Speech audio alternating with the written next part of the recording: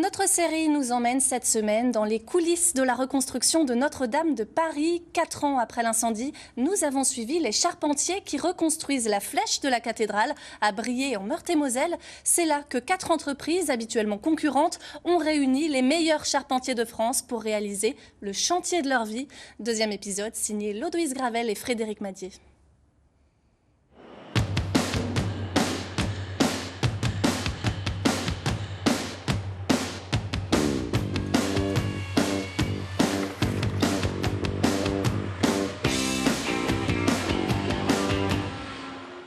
Reconstruire la flèche de Notre-Dame n'est pas l'affaire d'une seule entreprise de charpente, mais de 4.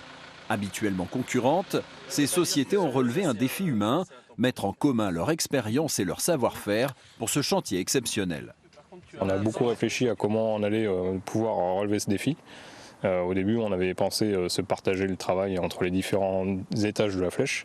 On a vite compris que ce n'était pas gérable et on s'est dit on va travailler comme une seule entreprise, main dans la main, et ça fonctionne.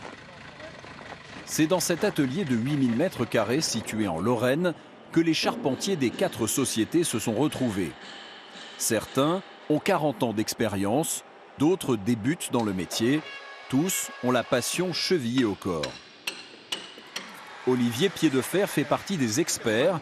Il est venu spécialement de Normandie pour participer au chantier de sa vie. C'est le Saint Graal, c'est le rêve absolu. Ça. Surtout à mon âge, j'ai jamais participé à des chantiers comme ça, enfin pas de cette ampleur-là en tout cas. Donc, même pour les jeunes, c'est fabuleux, ça leur fait. Et puis ce qui est vraiment intéressant, c'est le mélange de compétences justement, parce qu'on a tous des compétences différentes et on apporte chacun ses techniques, jeunes ou plus ou moins jeunes, c'est même pas une question d'âge. Et après, ça permet de retransmettre à la génération future nos compétences. César Sandrin a 23 ans. Il est arrivé sur le chantier en début d'année. Cette expérience couronne son apprentissage. C'est rare qu'on soit autant sur un chantier en fait. Beaucoup de charpentiers, les gens ont tous beaucoup d'expérience dans ce secteur-là, surtout dans les vieux bâtiments, dans des ouvrages complexes comme ça. Et puis l'ambiance est géniale parce qu'on travaille tous ensemble, on est plusieurs entreprises à travailler ensemble, on tourne beaucoup, donc on se partage énormément de choses, de savoir, d'expérience, c'est génial. Pour les jeunes, encore une fois, c'est super. Ouais. Reconstruire la flèche de Viollet-le-Duc est une opportunité exceptionnelle. Les charpentiers peinent parfois à réaliser qu'ils participent au chantier du siècle. On ne s'imagine jamais qu'on va pouvoir participer à ça.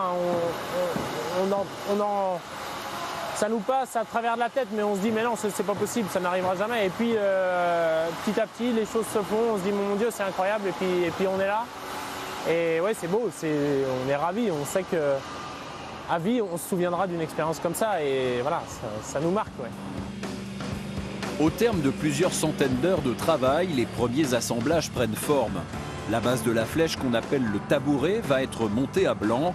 Première étape de la reconstruction de cette charpente hors norme.